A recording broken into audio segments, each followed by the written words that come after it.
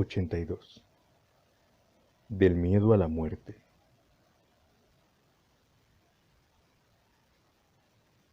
Dejé ya de preocuparme por ti. ¿Qué Dios me dices? ¿Aceptaste como fiador? Aquel que no engaña a nadie, un ánimo amante de lo recto y de lo bueno. Está en seguro la mejor parte de ti mismo. Puede agraviarte la fortuna, pero no temo, y esto es lo que más importa, que tú te injuries a ti mismo. Sigue por donde has comenzado a caminar, y en este modo de vida, compórtate con calma y no con molicie. Para mí prefiero vivir mal a vivir con molicie. Toma ahora eso de vivir mal en el sentido en el que el pueblo suele decirlo: dura, áspera, trabajosamente. Así solemos oír que se alaba la vida de algunos a los que se envidia que vivan muellemente. Pero esto es tanto como decir que son hombres muelles, porque poco a poco se afemina el ánimo y se diluye a semejanza de su ocio y de la pereza en que yace. Pues qué, ¿no es mejor para un hombre curtirse con el frío? Después esos mismos delicados temen aquello a que han hecho semejante su propia vida. Hay mucha diferencia entre el ocio y la tumba.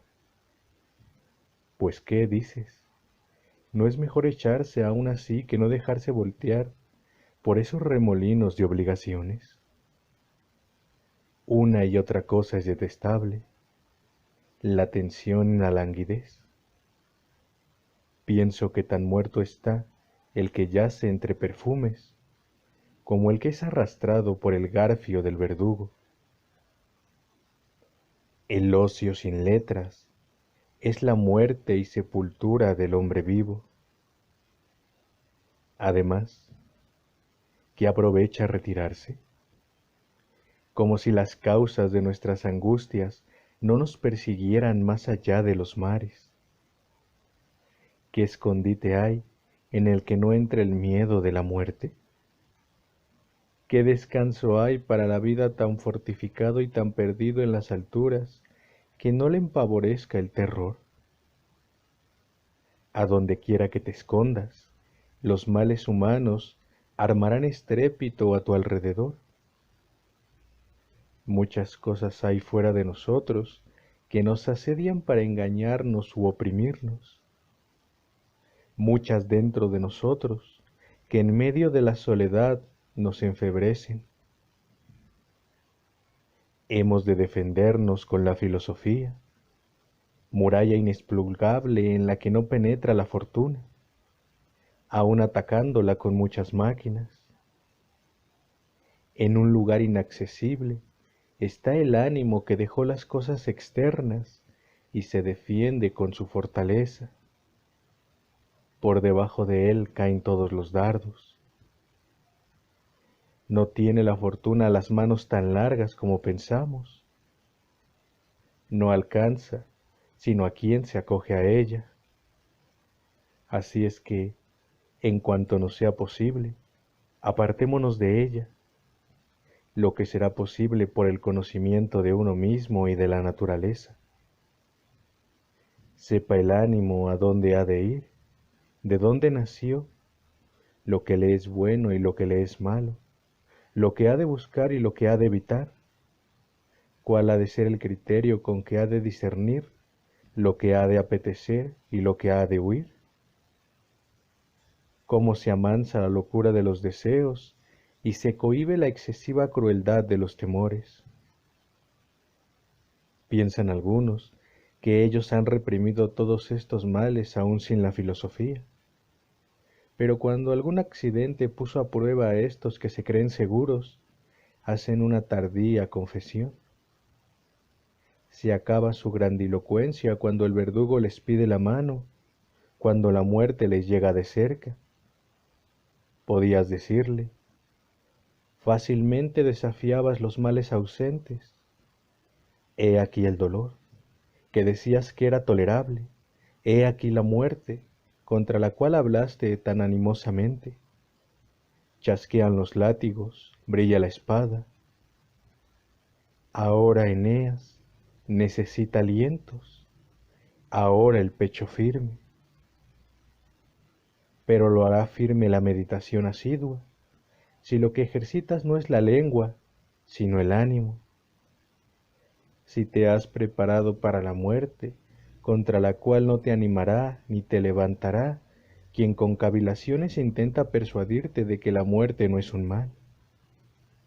Porque gustosamente, oh Lucilio, el mejor de los hombres, me río de las necedades de los griegos, de las que todavía, y de ello me maravillo, no me he sacudido.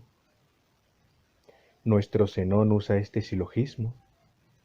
Ningún mal es glorioso, pero la muerte es gloriosa. Luego la muerte no es un mal. Me aprovechaste, ya estoy libre de miedo. Después de esto ya no dudaré en ofrecer la cerviz.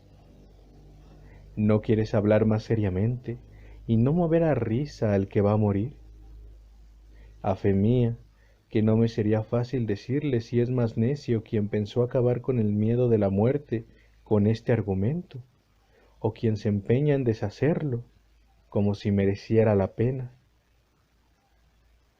Pues el mismo Zenón le opuso un argumento contrario, sacado de que nosotros ponemos la muerte entre las cosas indiferentes que los griegos llaman adiáfora. Dice, nada indiferente es glorioso, pero la muerte es gloriosa. Luego la muerte no es indiferente. ¿Ves dónde flaquea este argumento?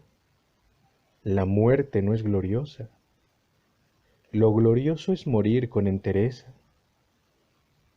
Y cuando dices que nada indiferente es glorioso, te lo concedo de modo que diga que nada es glorioso, sino lo que versa sobre acciones indiferentes. Digo que están entre las cosas indiferentes, esto es, ni buenas ni malas, la enfermedad, el dolor, la pobreza, el destierro, la muerte. Nada de esto por sí es glorioso, pero tampoco nada lo es sin esto, porque no se alaba la pobreza, sino a aquel a quien la pobreza no somete ni doblega. No se alaba el destierro, sino a aquel que va al destierro como si le mandase a otro. No se alaba el dolor, sino a aquel a quien el dolor no lo coacciona. Nadie alaba a la muerte, sino a aquel a quien la muerte antes le quitó el ánimo que lo perturbó. Todas estas cosas de suyo no son honestas ni gloriosas, sino lo que en ellas la virtud puso con su presencia y les infundió, las hace honestas y gloriosas. Ellas están en el medio.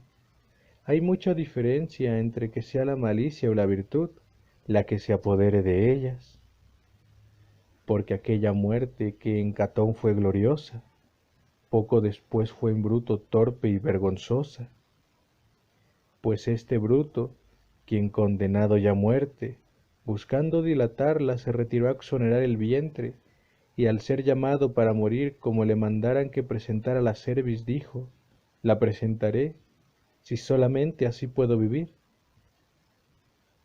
Qué locura es huir cuando no se puede retroceder. La presentaré pues así vivo. Estuvo a punto de añadir, aunque sea bajo Antonio. Oh hombre indigno de ser entregado a la vida. Pero como había empezado a decir, ya ves que la misma muerte no es mala ni buena. Catón tuvo la más honorable, Bruto la más vergonzosa. Toda cosa que por sí no tiene ni hermosura, la toma al unírsele la virtud. Decimos de una habitación que es clara, y esa misma por la noche es oscurísima. El día le da la luz, la noche se la quita. Así a esas cosas que llamamos indiferentes o medias, como las riquezas, las fuerzas, la hermosura, los honores, el reino y las contrarias, a saber, la muerte, el destierro, la mala salud, los dolores y otras que tememos más o menos, la maldad o la virtud les dan el nombre de buenas o malas. La masa no es de suyo ni caliente ni fría. Cuando se la mete en el horno se caldea, cuando se la echa al agua se enfría. La muerte es honorable por aquello que es honorable, esto es, por la virtud y el ánimo que desprecia las cosas bajas. Entre estas cosas que llamamos medias hay, oh Lucilio, grandes diferencias, porque la muerte no es indiferente como tener o no los cabellos cortados por igual. La muerte está entre las cosas que no son malas, pero tienen la apariencia de mal. Hay un amor de sí mismo, y una voluntad innata de permanecer y de conservarse, y una repugnancia a la disolución, porque parece que nos quita muchos bienes y que nos saca de esta abundancia de cosas a que estamos acostumbrados. Hay además otra causa que nos hace extraña a la muerte, y esto que ya lo conocemos, y en cambio ignoramos cómo es esto otro a que hemos de pasar, y tenemos horror de lo desconocido. Hay además un horror natural de las tinieblas a las que se cree que nos ha de llevar la muerte. Así es que si la muerte es indiferente, no lo es sin embargo, de modo que pueda uno fácilmente cuidarse poco de ella.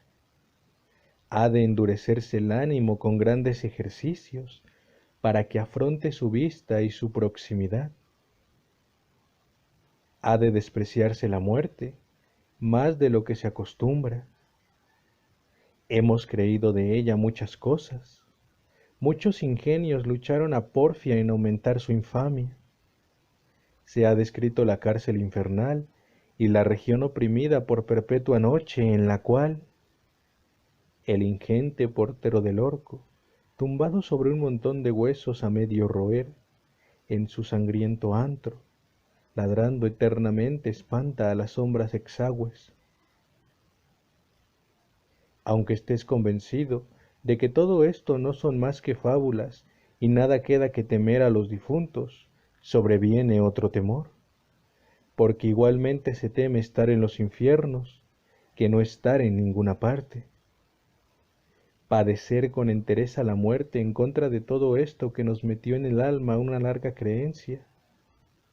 ¿Cómo no ha de ser glorioso y una de las más grandes obras de la mente humana, la cual nunca se alzará hasta la virtud si cree que la muerte es un mal, y se alzará si piensa que es indiferente? No consiente la naturaleza que uno se acerque con gran ánimo a lo que piensa que es un mal. Se llegará perezosamente y vacilando, pero no es glorioso lo que se hace de mala gana, y como vueltos de espada, nada hace la virtud porque sea necesario hacerlo. Añade ahora que nada se hace honestamente, sino aquello en que se pone toda el alma y toda ella está presente, sin que parte alguna discrepe. Pero cuando uno se acerca al mal, o por miedo de cosas peores, o por la esperanza de unos bienes para alcanzar los cuales tengan que sufrir un mal tan grande, discrepan entre sí los juicios del que así procede. De una parte, se empeña en realizar lo que se propone, de otra se echa atrás y huye de una cosa sospechosa y peligrosa. Por consiguiente, es arrastrado a cosas diversas, y si es así perece la gloria, porque la virtud realiza sus decretos con un ánimo concorde, no teme lo que hace. Tú no cedas a los males, por el contrario, ve con más osadía por donde tu fortuna te deje. No irás con más audacia si crees que esas cosas son malas. Se ha de sacar esto del pecho. De otro modo, le hará dudar la aprehensión frenando el ímpetu. Será empujado hacia donde debiera entrar como un invasor. Quieren los nuestros que parezcan verdadero el argumento de Zenón, y falaz y falso el que se le opone. Yo no reduzco esto a las leyes dialécticas y a los nudos de un artificio soporífero. Pienso que hay que desterrar todo este sistema con el que el argumentante se cree enredado y obligado a la confesión, responde una cosa y piensa otra. En pro de la verdad, se ha de proceder con mayor sencillez y con más fuerza contra el miedo. Esas mismas cosas que ellos revuelven quisiera yo resolverlas y aclararlas para persuadir y no para imponerme. Al llevar al ejército a la batalla a morir por las mujeres y los hijos, ¿cómo lo exhortará su jefe? Ahí tienes a los Fabios, que transfirieron a una familia la guerra de toda la república. Mira a los lacedemonios colocados en las estrechaduras de las Termópilas. No espera ni vencer ni volver. Aquel lugar ha de ser su sepulcro. Cómo los exhortas para que presentando sus cuerpos reciban en ellos la ruina de toda su gente y pierdan la vida antes que abandonar aquel lugar. Dirías acaso, lo que es malo no es glorioso, la muerte es gloriosa, luego no es mala. Oh, qué eficaz arenga. Después de ella, ¿quién dudará en arrojarse sobre las espadas enemigas y morir en pie? ¿Con qué entereza les habló Leónidas? Camaradas, dijo, almorzad como si hubierais de cenar en los infiernos. No les creció la comida en la boca, no se les pegó a la garganta ni se les cayó de las manos. Aceptaron alegres la invitación a la comida y a la cena. ¿Qué? Aquel general romano que envió a sus soldados a ocupar un lugar al que habían de ir pasando a través de un gran ejército enemigo les habló así. Camaradas, es necesario ir allá de donde no es necesario volver. ¿Ves qué sencilla e imperiosa es la virtud? ¿A qué mortal pueda ser más fuerte o más heroico vuestras argumentaciones? Rompen el ánimo, que menos que nunca ha de ser estrechado y forzado a lo pequeño y enredoso cuando está preparando algo grande. No a 300, sino a todos los mortales se les debe quitar el miedo de la muerte. ¿Cómo les enseñas que la muerte no es un mal? ¿Cómo vences las opiniones de todos los tiempos en que desde temprano se imbuye a la infancia? ¿Qué auxilio encuentras para la flaqueza humana? ¿Qué les dices para que llenos de entusiasmo se arrojen en medio de los peligros? ¿Con qué discurso expulsarás este común sentimiento de miedo? ¿Con qué esfuerzo de ingenio apartarás la persuasión del género humano concitado contra ti? ¿Me arreglas palabras capciosas y entrejes argumentillos? Con grandes dardos hiérense los grandes monstruos.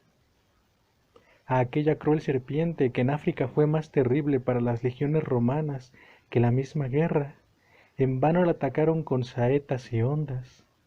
Ni siquiera era vulnerable a Pitio, pues su gran tamaño, proporcionado a la solidez de su cuerpo, rechazaba el hierro y cuanto lanzaban las armas humanas. Por fin, fue aplastada con piedras como ruedas de molino. ¿Y tú lanzas contra la muerte dardos tan pequeños? ¿Con una lesna atacas a un león? Agudo es eso que dices, nada más agudo que una arista. Hay cosas a las que vuelven inútiles e ineficaces su misma delgadez. Ten salud.